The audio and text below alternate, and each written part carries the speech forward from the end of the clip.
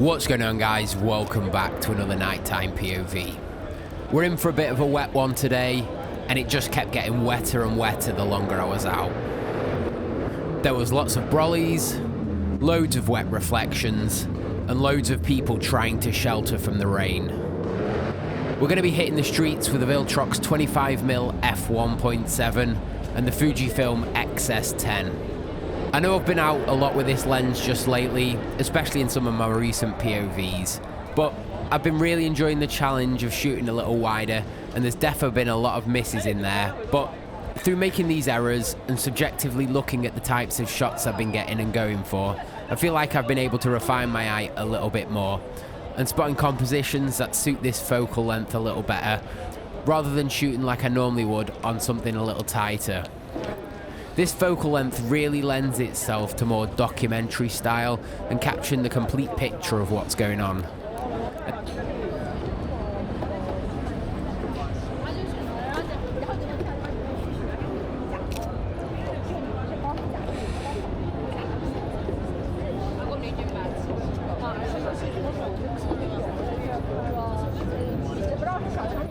So I was walking down, looking around, trying to find something interesting. And it all seemed uninspiring with the quantity of people that were about. But then I'd spotted the countdown on the lights and I saw people trying to cross quickly. So I was hoping for something interesting to happen, but I didn't quite expect what I got, which was this shot here. And I just happened to time it where the guy was stopping this woman from crossing in front of the cars setting off when the lights turned back to green. And I love it when you get shots like that with a little bit more action in the shot.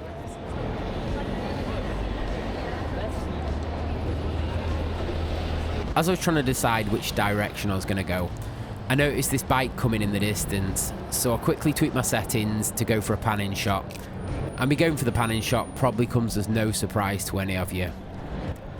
It's moments like that where it really helps to know your camera inside out and where your controls and dials are, so you can quickly react to what's going on around you. And I think that's something that I'm definitely getting better at as time passes, and that is reacting more to what's going on around me. Rather than just picking up the camera and snapping off some shots for the sake of it, it's being more intentional with the shots that I'm going for.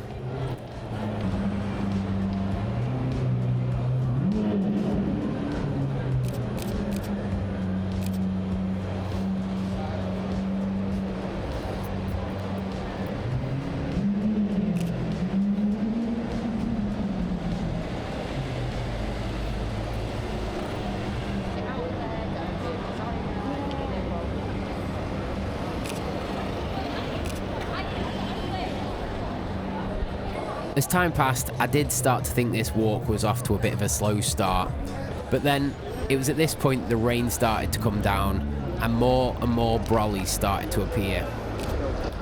So I decided to shift my focus for the walk to try and capture people and the rain and their reactions to the rain. As it was a busy Friday night, there was a lot of people around trying to get shelter from the rain.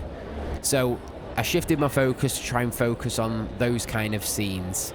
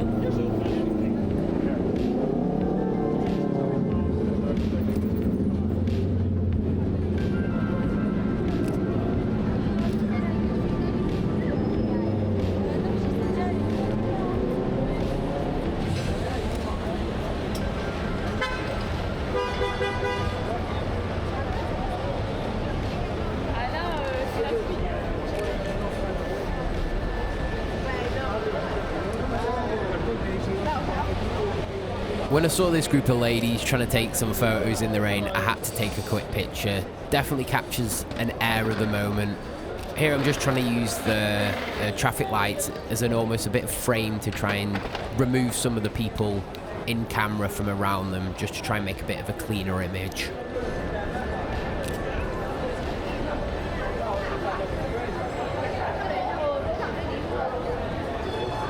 as I continued to walk down, there were loads of taxis waiting on the sides of the road, and with all the neon lights that were around, there were some really interesting reflections happening in the windows along with the raindrops. And that's another thing that I've been really enjoying including in my image sets over on Instagram at the moment. And that is the textures, the kind of images that you can look at and that you can almost feel the way that it looks, if that makes sense. Let me know in the comments below if you know what I mean. For me, it's almost shots that have elements about them that you can imagine the sensation that it is like to feel, to look at, to interact with yourselves. And I really like the extra depth that those style of images add to my sets that I've been putting together. The next shot coming up was one I spotted as I was walking down. I saw two people with their heads covered with jackets. Then you have one in the center that's almost directly looking at the camera, which I find quite interesting, as this was a shot that I took from the hip, which gives that almost immersive perspective. And then with the subject looking directly at the camera, it draws your eye into the image, with the other two being totally anonymous.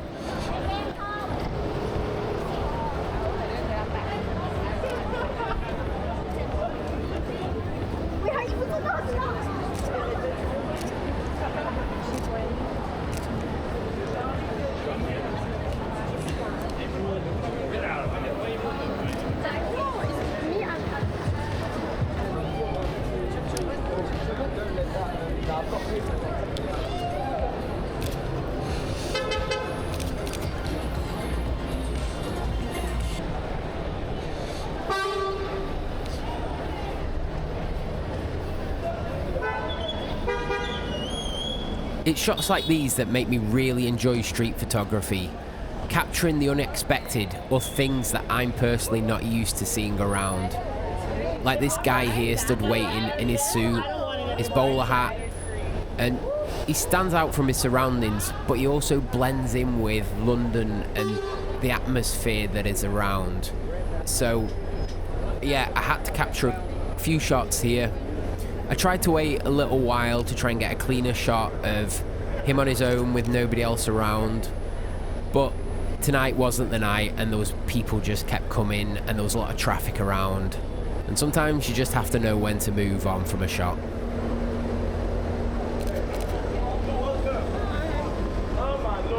There's a couple of images coming up next that definitely were really what I class as happy accidents.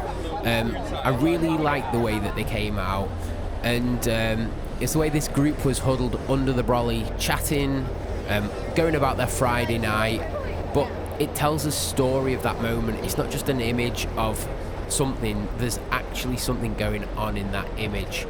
And then straight after, I went for another hip shot, and this one not quite framed as well as I wanted, but I think this one also came out as a bit of a happy accident, as I feel it worked quite nicely. Using the negative space to draw your attention to the subject, then with everyone else's back to the camera, it further intensifies the focus on the main subject of the image. And I really like the Dutch tilt, if you want, to the image, where it's kind of not, the horizon's not perfectly straight. It just adds a little bit of a sense of chaos to the image.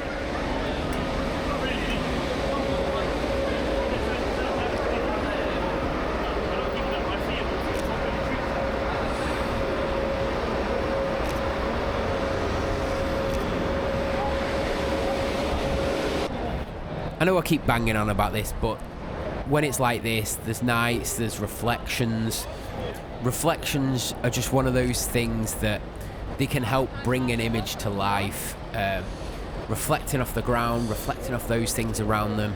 It's an element that it adds a sense of something that you can feel, you can sense.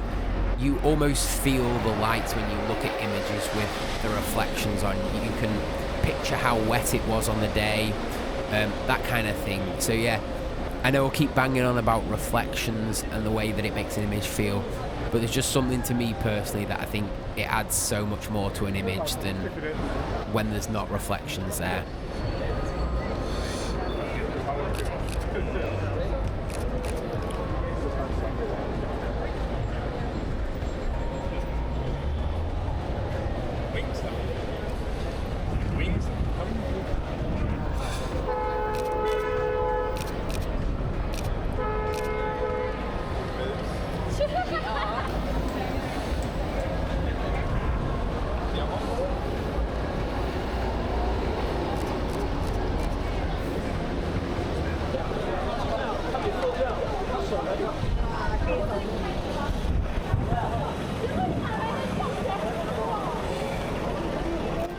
And with that, we're going to start slowly drawing this walk to a close.